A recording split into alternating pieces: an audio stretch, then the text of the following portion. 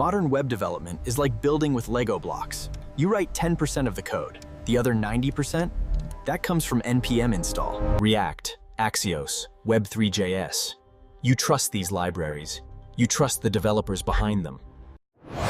But hackers know they can't hack you, so they hack the tools you use. This is the supply chain attack. December 2023. A former employee at Ledger falls for a phishing scam. The hackers steal their npm publishing key. They push a malicious update to the Connect kit.